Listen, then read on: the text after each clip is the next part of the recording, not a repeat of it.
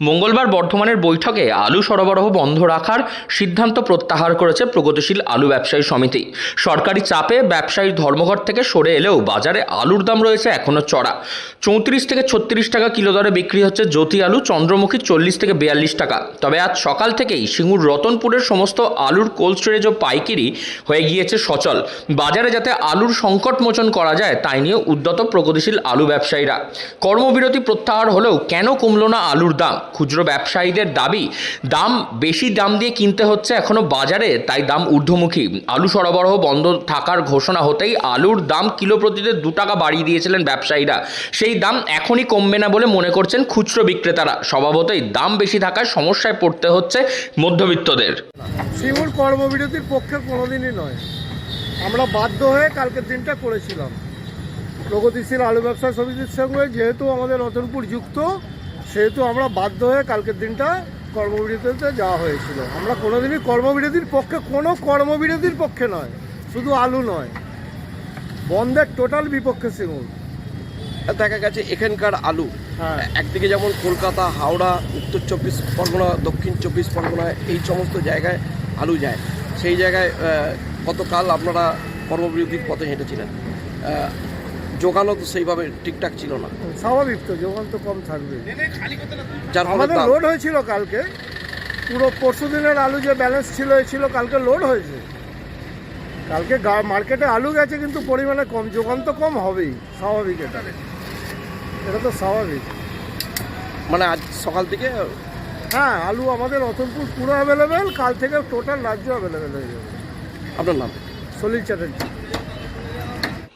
শীতকালীন সবজি এখনও সেভাবে বাজারে আসেনি, তাই মধ্যবিত্তের নাগালের মধ্যে থাকা আলু, সেই আলুও বেরিয়ে যাচ্ছে তাদের হাতের বাইরে। এখন আলু কিনতে গিয়ে বাজেটের টান পড়ছে এখন সাধারণ মানুষের। এই বিষয়ে প্রগতি আলুশীল ব্যবসায়ী সমিতির সম্পাদক লালু মুখোপাধ্যায় তিনি জানিয়েছেন, সাধারণ মানুষের কথা ভেবে তারা কর্মবিরতি প্রত্যাহার করেছেন, আলু সরবরাহ স্বাভাবিক করছেন।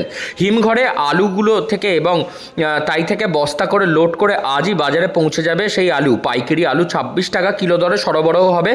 সেই আলু যদি 30 থেকে 32 টাকায় বিক্রি হয় তাহলে ঠিক, কিন্তু 34 থেকে 35 টাকা নিলে তাহলে তা বুঝতে হবে দাম বেশি করে বিক্রি করা হচ্ছে। খুচরো বিক্রেতাদের দাবি প্রতি বস্তায় 4-5 কিলো আলু বাদ দিতে হয়, তাই বাছাই করা আলুর দাম দিয়ে বেশি দিয়ে দাম করে তাদের বিক্রি করতে হয়, তাই তারা এই দাম বাড়িয়ে রেখেছেন এখনো পর্যন্ত। বিভাগীয় মন্ত্রী গতকাল বলেছিলেন, আবেদন করেছিলেন যে আমাদের যে কর্মবিরতির সেটাকে তুলে নেওয়ার জন্যে।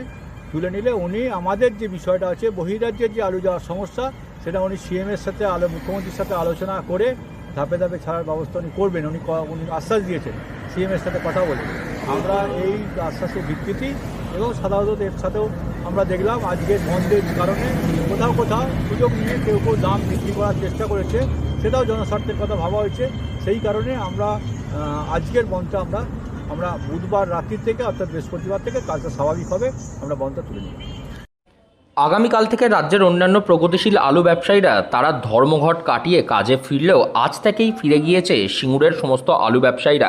এই মুহূর্তে পাইকারি বাজারে আলু পাঠানোর জন্য প্রস্তুতি চলছে সিঙ্গুর রতনপুরের আলুর যে আড়ত, সেই আড়ত থেকেই। সেখান থেকে একবারে আলু ঝাড়াই বাছাই করে বাজারে পৌঁছে দেওয়ার কাজ চলছে, যাতে খুব শীঘ্রই বাজারে আলুর দাম কমে সেই দিকেই নজর দিচ্ছেন তারা। এবং একই সঙ্গে যে পরিস্থিতি তৈরি হয়েছিল ভিন রাজ্যে আলু রপ্তানি করা নিয়ে, সেই কর্মবিরতি তুললে মন্ত্রী বেচারাম মান্না তিনি আশ্বাস দিয়েছেন এই বিষয়ে আরও কথা বলে সঠিক সিদ্ধান্ত নেবেন। হুগলি থেকে রাহি হালদার, লোকাল 18 বাংলা।